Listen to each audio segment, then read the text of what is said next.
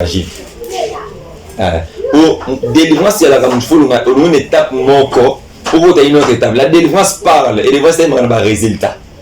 Même si on Zambie, avant que on s'en dise, tu m'en fous de ça, la délivrance. C'est obligatoire pour la délivrance. Mais les autres, monsieur, mais je sais que pas combien béni. Mais je sais que banani. Bateau azazani tata molimo mutati oyi sota comment jouer azate. Muta de question la délivrance azate, muta personne baptême azate, muta élection à faire mais c'est azate. Donc bima kabul. Donc comment Romi mamoro yo tata. Bah mais c'est là que tu viens dans l'évangile, bah c'est belé. Il y a des règles belé l'évangile. Un pasteur, avant de comme pasteur, il faut les gagner délivrance. Pourquoi délivrer mon papa, prisonnier quand on a prisonnier. Pour prisonnier libérer prisonnier, il faut prisonnier dans libérer de la prison. Mais vous êtes délivré, c'est ça.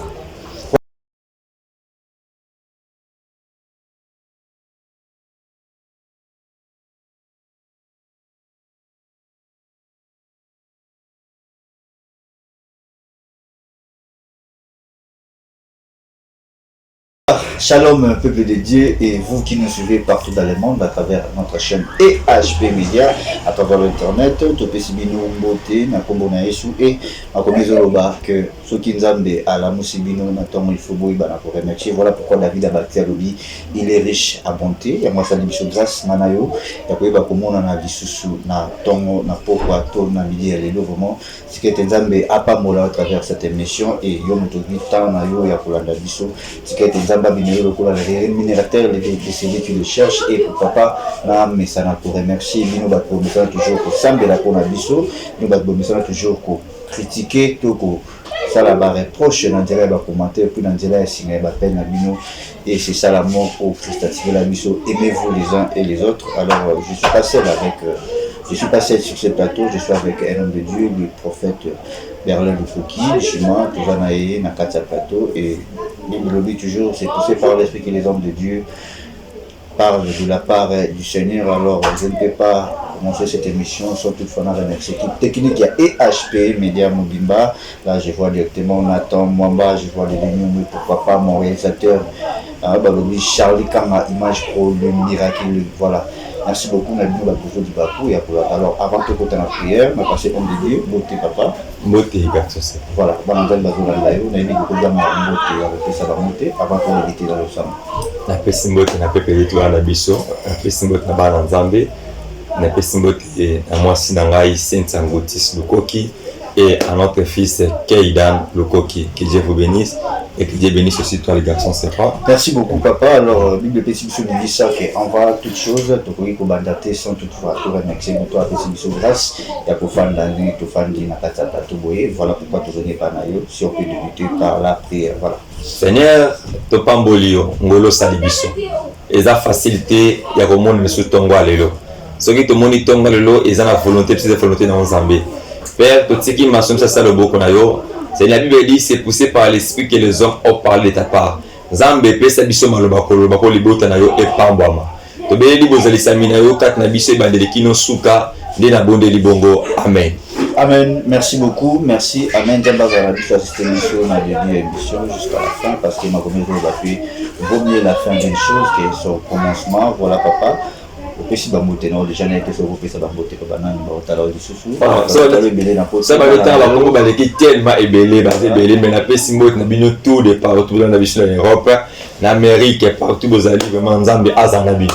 Quant à moi je dis un grand merci na maman GH papa Ozéamani et pourquoi pas na ça la servante de Dieu nous réunir Poka maman Francis Kampoka et puis famille Poka mon bana bo sanité prophète Jésus Manyanga Belgique, Zambé, à Monayo, Makassi. Alors, papa, dès que tu il faut te parler sur la délivrance parce que la délivrance, c'est allié processus de Tolobara. Et c'est le Rabiso, vit mon bimba. Et question est-ce que même Bino peut passer à l'ensemble de vos arts de la délivrance? Au comme pasteur, tu es ensemble sur le camp de délivrance. Il y a une différence, même chose à rendre qui a les gars, les vrais, c'est une évangile. Pour délivrance, il y a une étape mon corps. Pour une autre étape, la délivrance parle et la délivrance c'est un résultat. Même si on Zambie, avant que on s'en dise, tu m'en fous de la délivrance. C'est obligatoire pour la délivrance. Mais les autres, monsieur, mais je sais que pas combien béni.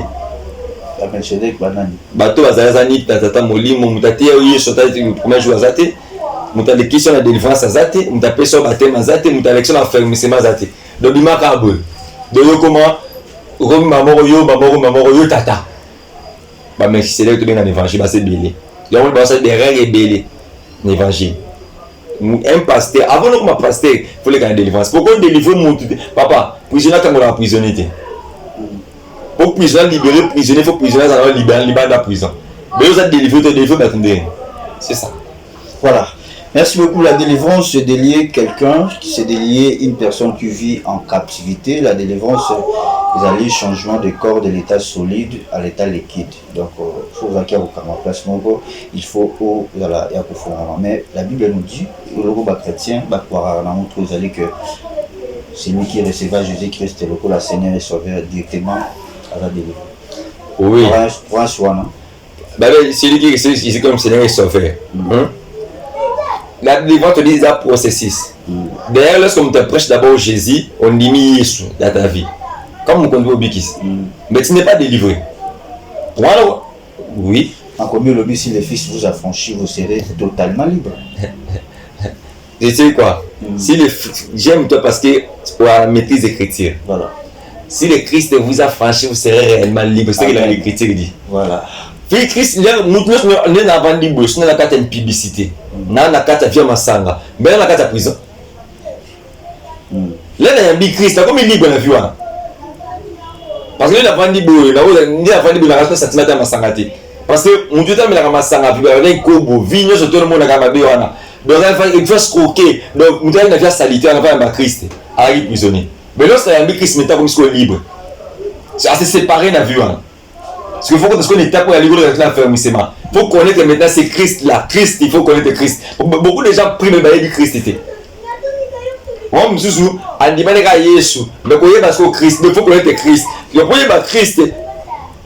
Là où vous voyez Christ, pas même la Christ. La délivrance, c'est la délivrance de ta famille aussi.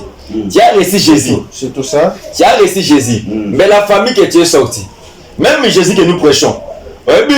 Dans une église, on a beau marcher, c'est la vie. La semaine histoire à Lazare. La vie, là, il y a Sabine à Béthanie, Lazare Zambé, il va lapider Jésus.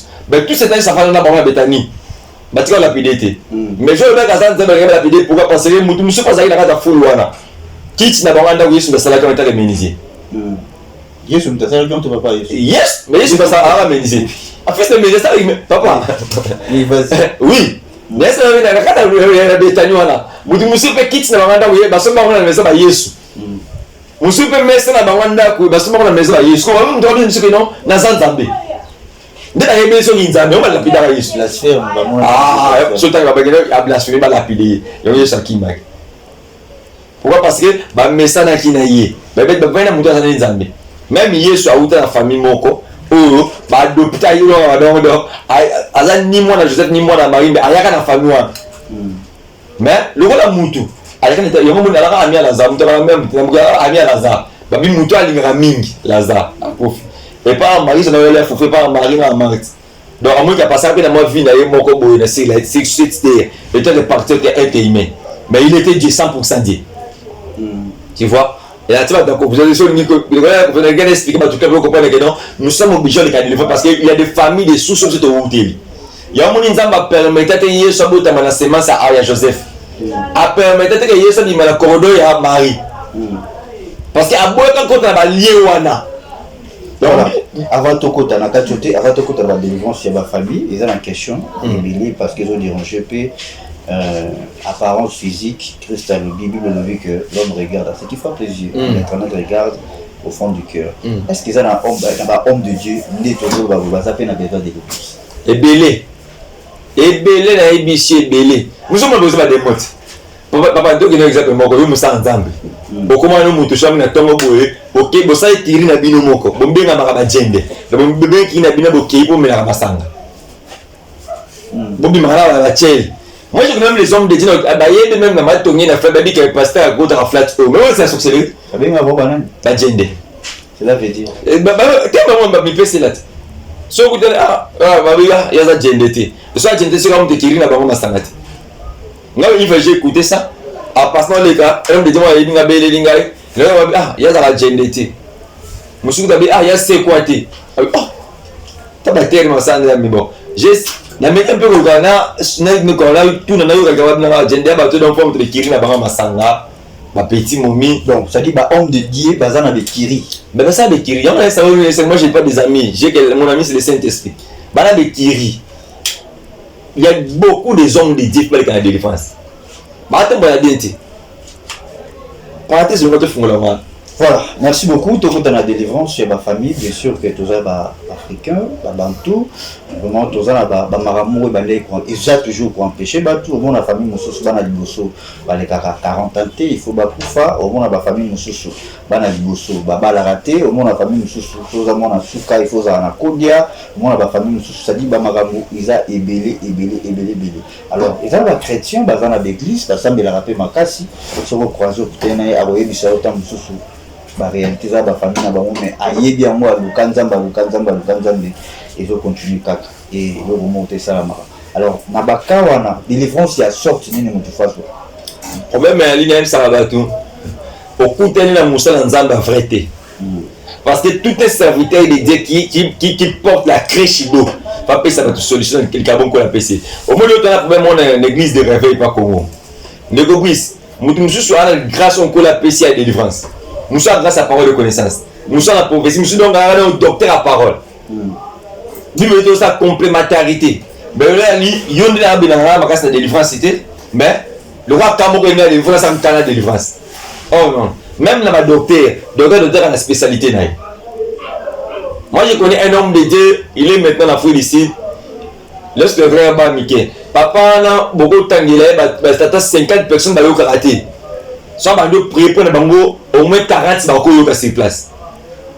Une fois, je le connais à 2014, j'étais à l'église de Bisso. Mon père a la mission, on a la charge à Macamboana pour être à l'église. Au moment où il était de prêcher, lorsque l'on s'est descendu, alors nous avons où sont les sous. Au moment où l'onction a eu, sur place, il avait une garçon qui est venue à Okaraté. Il est arabe baba. Par contre, la baba, il est ministre dans la boue. À 6 000 on l'aime, à 6 000 on papa. Bouta lobby, maman, papa. Tu vois, lui, a la particularité à ma campagne. Parce que maintenant, je suis dans le ministère, la vie ne pourquoi. Parce que la vie n'est pas dans la délivrance. Je suis même escroc, bien à ma maman. Pourquoi escroc, bien à ma maman? Ah, ici, nous devons la développer, c'est dans le bon. Nous devons la délivrer. Papa, il a en quelle délivrance qui est liée dans le bon. Pour la développer, nous avons apporté Christ Chouana. C'est-à-dire qu'il y a délivrance. Nous avons délivrance. Mais si vous avez un mouton apporté Christ Chouana, tu peux prier, il va chercher la ta vie. C'est ça le problème. Il y a une église. Problème c'est un encore. Tu vas beaucoup prier, mais si tu ne connais pas la source, tu vas toujours tourner en rond. Comment? Tu vas considérer la Bible. Lorsque les Juge 6. Juge 6. Voilà. Tu vas y avoir 12e verset. Voilà. Lorsque Gédéon a raconté Christ, Gédéon a dit à Ange, l'Éternel est avec toi, voyant héros. Tu vas considérer que non, la vie à Gédéon, je dois baigner dans 3 combos. Papa, je dois appeler ça au Gédéon combat Gédéon. Là, pour l'ange, j'avais comment voyant héros. Là, avec ça, baigner combat Jéribal. C'était les 3 noms. Je ne suis pas dans les révélations, parce que c'est ma connaissance. Non, faut la vision, papa. Connaissance de la connaissance simple. Tu vas constater, je dois dire si l'Éternel est avec nous. Pourquoi toutes ces choses? Je dois dire, ma famille est les plus petits. Donc, je dois arriver avec la famille, n'a pas vraiment mouqué la carte à Manassé. L'Éternel est avec toi, voyant héros. Absolument, pas besoin de biso. Ma promesse, la biso, la carte biso, tout le monde a des promesses. On a dit, tu as des promesses dans ta vie, toi qui me suis. On a livré des promesses, des prophéties dans ta vie. Mais pourquoi ça ne s'accomplit pas? Pourquoi? Parce qu'il y a une antenne dans votre maison. L'ange a dit à Gédéon, je dois avoir ma mandanite. Abattre mon mandanite. J'ai ici ça, méditez ces écritures. Gédéon a ma mandanite. Et bien il y a 12e verset, 28e verset. Gédéon a ma mandanite. On peut manger ma mandanite. C'était la source. Gédéon, malgré les promesses, a dit si l'Éternel est avec nous, où sont toutes les promesses? J'ai des promesses, mais et nous avons des promesses. Ange Abiné, rentre dans la maison de ton père et renverse l'autel des balles qui est sacré. Tu vois? Donc le problème de Gédéon qui souffre, c'est qu'il ôte la balle. Le Gédéon a renversé l'autel des balles.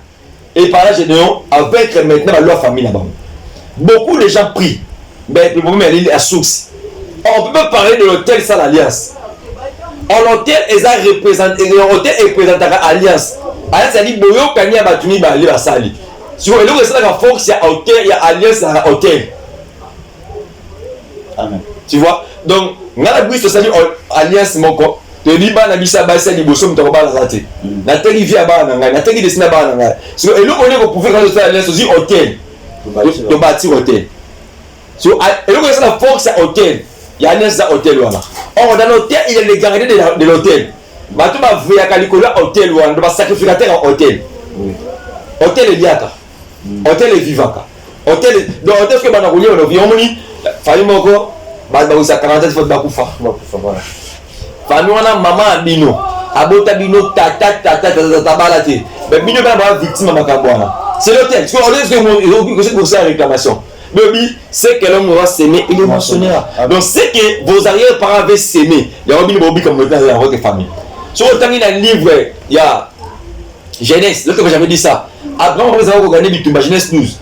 Après, on va regarder Bitumba. Roi se demande ça, donne-moi les hommes. Et moi, je te donnerai la richesse. Tu vois? Donc, beaucoup de choses, les chances spirituelles de ma famille, là, encore aux hôtels. Le papa, il y a un papa, là, il y a un belly. Parce qu'on a un moment à sacrifier de toi là-bas. Il y a même les mariages de ses enfants.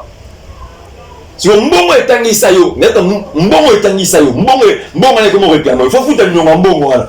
Tu peux pas être livré parmi les sources. Muto tanga na mbongo mabe. Otanga na mbongo papa la ka rose christian. Noko na mbongo papa mama bino ko fa noko na za rose christian muto nyoka mabe. So comment ko lota bandoto na butu na noko na yo moi sa butu. Bobala butu. Donc noko so réclamer droit moko le kola vie na yo. Il faut foutre le mbongo là spirituellement. Pose à délivrer. Il y a moins de délivrance c'est rapport un pasteur, un prophète, dans le domaine de délivrance, faut marquer sa parole de connaissance, une sensibilité spirituelle. Quand tu as dit que tu as un bon tu as dit le bon tu as regardé délivrance, pour regarder délivrance, non, il a aucune délivrance liée à mon temps. On a besoin de place, mais délivrance c'est un processus aussi. Mais le vrai source de délivrance, c'est source. Mais ici, prophète Élisée, vu le commis stérile, comme ma bé. En fait, Élisée avait vu bon, mais la source. Source, c'est ça. À quoi bon, comme la source, pour avoir ça m'a vu mobile. Donc, ceux qui source sa famille, la bien les B, tu peux prier. Mais si il y a des vrais problèmes, il y a des vrais biscuits comme les autres, tes frères. Tu vas prier, tu vas raconter des serviteurs de Dieu. Mais rien va changer. Il faut qu'on ait la source. Il y a un moment où c'était là, j'ai non.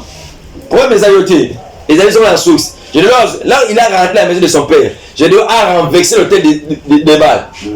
Je n'ai pas besoin de combat Jériba. Mon toit est ici Jériba.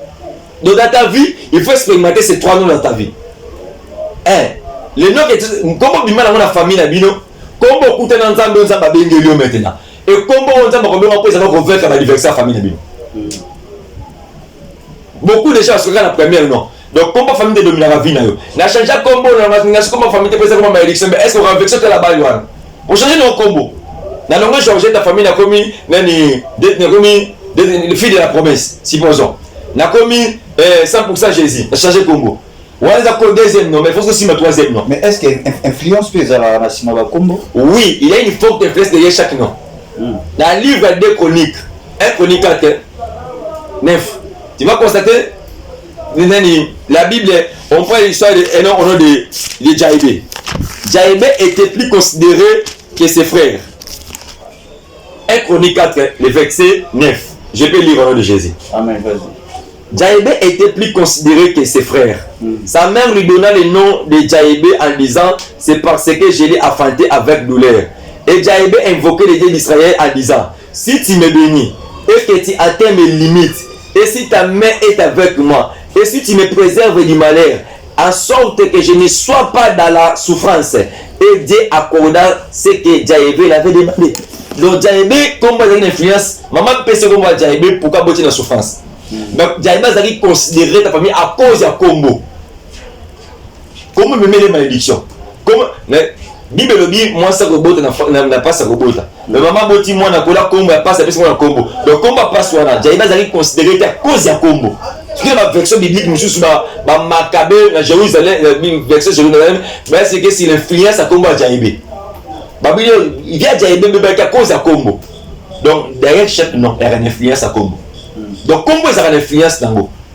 Il y a un mot Djaébé qui est au ça dit papa, maman, pourquoi personne comme le Djaébé a invoqué les dieux d'Israël? Tu vois, donc chaque nom il y a une influence, chaque nom il y a une malédiction, chaque nom il y a un inconvénient. Donc toute personne qui a rencontré Christ, il faut derrière, premièrement, il faut chercher la délivrance. Quand changer comme la sécurité, mais chercher la délivrance, l'influence qui influence cet nom-là. Il faut aussi séparer l'influence. C'est par là. Voilà, merci beaucoup, vous êtes nombreux en train de nous suivre. Vraiment, Zambé à Pambola Bunon pour la lobby dans votre foi, il faut ajouter la connaissance on a diabète sur le voilà, merci beaucoup. Alors, nous tous les alliés que bah sorte c'est la délivrance au type de bongo et pour nous mutaka mula manango et aussi nganini est-ce qu'il faut sacrifice, est-ce qu'il faut sacrifice ya bongo, il faut ya nyama, il faut mutasa la nino juste. Bon, la délivrance mondiale il y a sacrifice en bongo ni à nyama. Parce que Nyamamo que ça coupe la biche, c'est Jésus qui nous arrête à la croix. Il a dit tout est accompli. Il a dit je vous ai donné le pouvoir de marcher sur les serpents, sur les scorpions.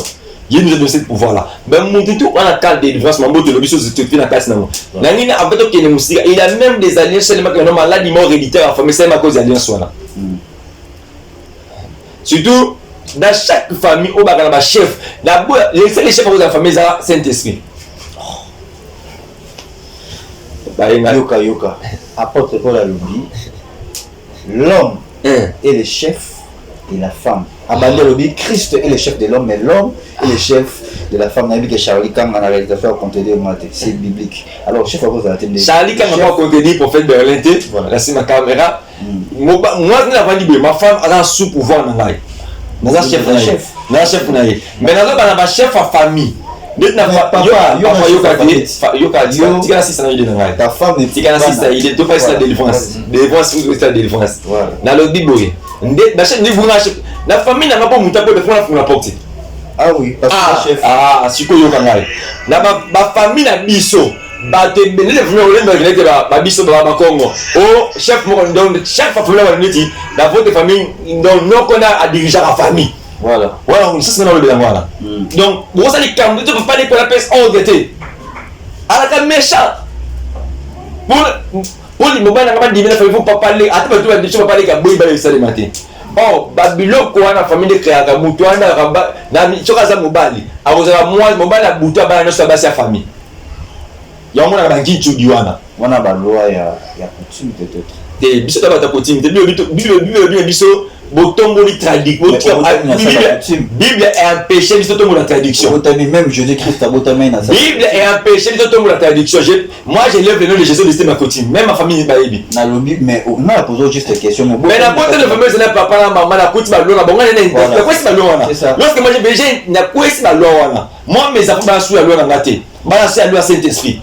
Qui donne comme il est là donc il vit par rapport à la volonté du Christ. Par la volonté nos pères kala. Tu vois ta joie na papa. Bazata bisa kala basaka ba lien suana likolo ke o na loi famille. Na loi suana a sacrifier de sinabana. O papa linganga mingi a sacrifier de sinabana likolo ba loi na famille. Tu vois ta famille wana. Aza pouvoir parce que ta bota yo. A sacrifier toi na yo. Il y a une sœur à Kinshasa. Il est dans cette belge. Alors mon angalo me dit la bandoto na lota ka na sa mai. Là on a bino, yo na bo moi na tata bino. Alaka ancien muta makamba boye. Oh un prophète na bien. Papa bina sacrifier la vie non. Ba ngaba ba soku na nganga. Ah prophète na la âge de 18 ans. Musumo ka bala ngai, papa ka bala na âge de 18 ans, âge de 18 ans, mais ba on toka ka na équipe moko bona Kinshasa. Tu comprends? Et ça dit que na point maman bisa kimisi na poto. Mais la poto peut mais la poto rien ne marche dans ma vie. Donc il y a âge de 2 ans. Papa bon sacrifier. Pas boter na famille. Il a pouvoir wana. Parce qu'il y a pas dans Christ. Là, il y a Christ maintenant, la Bible dit ceci. Vous connaîtrez la vérité et la vérité vous affranchira. Amen. Donc, c'est la vérité. La Bible dit ceci. La foi vient de ce qu'on attend. Ce qu'on attend, c'est la parole de Christ. La français, je l'ai dit, pardon, l'interme, Brice vient. Donc, c'est Brice à la guité. Donc, la Brice a bien gagné de bégayer. Donc, il faut pas exister à la tête. Il faut exister dans la maman ou yoka. Il y a un mouton qui est chèque, mais il n'a plus de réciter par le camin de chèque. Le pauvre miracle, ça c'est net.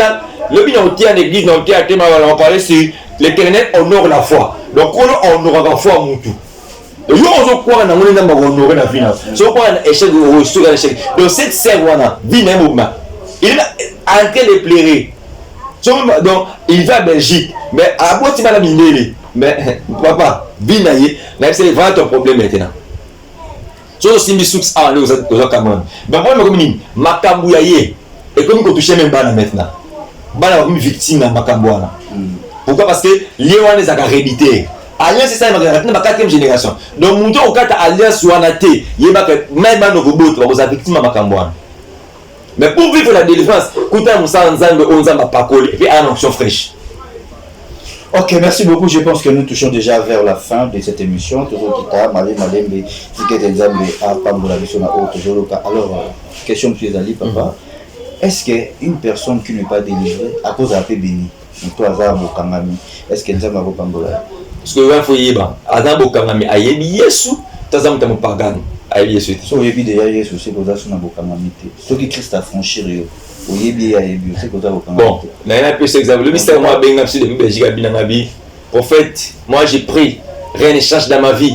Je suis sans prière, mais je suis simba. Nabi, est-ce que, n'a pas simplement mon baba, la taille, mon baba, le bouquet. Ngana Messi, il est Cristiano. Tu as la même équipe différente. Tu n'as pas du vexé. Mais si tu as une équipe, mon gana Cristiano, équipe, mon dos, tu as du vexé. Tu as équipe, mon dos, tu as l'intérêt, mon corps.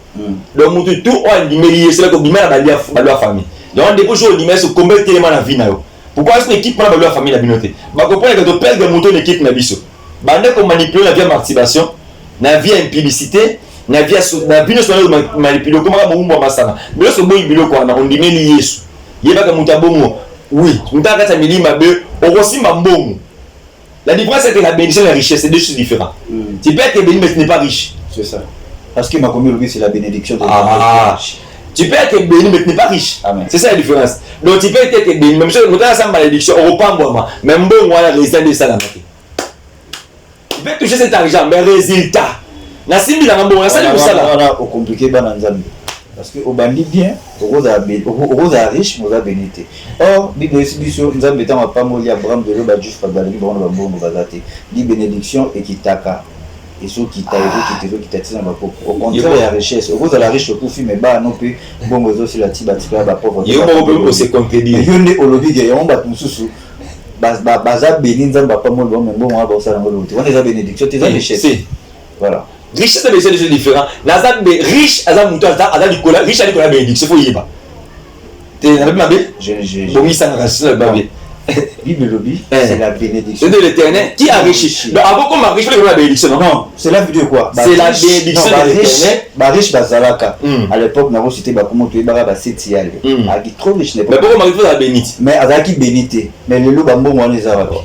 C'est le même chose. C'est la vidéo. C'est la vidéo. C'est le français de ils ont compris. Non, on a tout fait le banini. Quelle bénédiction de comme ça mon riche. Moi tout le français. Bénédiction. Tu as bénédiction de comme ça mon riche. Bon côté. Pas le bon côté. Là je veux compter. Tu vois ça qui différence il y a riche la bénédiction. Avant qu'on riche, il faut que ce qui va dire. Voilà contenu à toi ba question c'est belé, tu peux arrêter on té ba question faut me belé. Ça ba nzambe bona na biso na hôtel koloba que mutu pour aux la délivrer il faut au détruire hôtel ya bal. Les arbres hôtel la bal belé na kata ba famille. Alors mutu ko bâtir yango comment ako buka yango comment atongela nzambe hôtel o ya alliance. Si qu'on peut expliquer ba de ko na réellement belé. Peut ça va expliquer. Voilà, vas-y. Pour la bénédiction prophète mon corps, abi pour faire ton hôtel. Nous fait na mis de l'or ton hôtel. C'est ça. C'est ça. Na tini mis de l'or ana, papa rien ne marche dans ma vie. Ouais mais ali là au PC prophète wana mbongo wana. Est-ce que mbongo na c'est comme ça ensemble? Tu as envie na masamba. Mais toi tu as donné. En hôtel ya lini, et c'est elimbo salima. Hôtel ya li là où ça hôtel na yo nzambe. Faut pesa mbongo na moto bika mbongo ndeki na vandi boyo. Ngai na vandi ministère na ngai ba le ko moi. En fait ben na liaka mbongo mta pesa na pesa na 10 na ngai pesa na de grâce na ngai. Wa mbongo na liaka. Mais mutabi papa on ça hôtel là nzambe pour une église. Il faut na somba mbongo faut na somba le logo na sa église. Parce que prière ne là pas de prier, c'est ça son hôtel. En bâtir le logo comme pas nzambe. C'est le logo comment moto na mbongo na yebe pasteur azune mbongo wana. Akasa na ngobum. Kasbinoti. Bon, il y a moi fini ça dans reste au bout, on va pas de biso. Comment so pour que hôtel ali, on te faisait convaincu na prière. Hôtel là na montati. Tu vois qu'on a bien. Est-ce que hôtel il faut quand bon? Yo parce que dans c'est expliquer. Mais nous suis pas aux bon monter ta musique, il faut na pas sur le matériel. Deux dans les chasses net maman na biso à Belgique à la chasse. Lui a déjà service na lui papa ina battu hôtel pour na ba na ngai. Yemo kwa na ville, asombi groupe pour l'église. On a tourné on a sombi dans l'église. Asombi ko te ba groupe ko porter na zone groupe moko, abi hôtel na bâti en kolo yango. Groupe pana et ça fallait ba $1,500. OK, après c'est un hôtel. Voilà, je pense que Oetikali contenu à temps télévision Ali Vomangunga, Oetikali n'a vu que l'opé sa numéro, bananzan bordé en privé, ou azana besoin à délivrance, ou azana ba difficulté, ou azana ba koko sonde to ba lingala, ils ont dérangé ba vie na biso, il faut to il va contacter prophète ou azana du domaine. Vraiment je m'excuse parce qu'ils ont des discours belé na kata YouTube au monde là-bas tout le monde belé mais yom tout ça un problème et l'homme de Dieu est là on a besoin de orientation prophétique parce que on a vu très bien au contacter les prophètes Berlin de Shima à orienter on a besoin de délivrance on aura pas temps prier pour avoir un job bien montré bien voilà alors rapidement on numéro de téléphone écoute tout ta question sur carte pour toute l'émission numéro de téléphone est plus 243 89 54 53 105 plus 243 89 54 53 105 c'est Facebook au petit prophète Berlin Lukoki. Voilà, merci beaucoup, nous sommes arrivés à la fin de cette émission. Quant à moi, je dis un grand merci à vous tous de nous avoir suivis partout où vous êtes dans le monde, Zambé, à Pambola Biso, Europe, Amérique, Asie, Océanie, pourquoi pas, dans Katia Congo, Brazzaville, pourquoi pas, dans Katia République démocratique du Congo, Tikaïte Zambé, à Pambola Biso, ma première Biso, que Oyaye et Painaye, à Zon, à l'égalité. Tikaïte à travers cette émission, vous allez bénéficier, consoler, pourquoi pas, Zambé, Aminom Sama, Makassi, Makassi. Nous sommes arrivés déjà à la fin de cette émission. Avant de prier, Nalino fait moi de beauté. Quant à moi, je dis un grand merci à l'équipe technique. Charlie Kanga, Image Pro, le miraculeux, et pourquoi pas m'appeler ça, Maman GH, Kip Maya et HP Media, Nabino Peba Nzambe, disponibilité Nabino Chaki, pour Nakolanda Bisso, vraiment Nzambe, à Pamola Bisso et Mingi, et avant tout, les canaux prières, pour répondre à ma question en souka, et puis pour continuer la prière. Est-ce que c'est Nzambe et le Christ qui t'y vous a sauvé? Voilà, face à ta mère. Oui, je vous ai sauvé, parce que je marche selon ce que Dieu me dit. Attends, ça va venir à la droitière. On vous a sauvé. Ce Christ a eu le moi et ma famille. On vous a sauvé. Merci beaucoup. Seigneur, nous te disons merci pour ta grâce sur cette émission journal. La Seigneur de gloire, tika enseignement na biso, prédication na biso te lobi lelo. Mutu moko aza na problème. Auti musala aza fatigué par des prophètes escrocs. Alembi, Nzambe, pese encore makasi ya koluka délivrance par rapport à sa vie.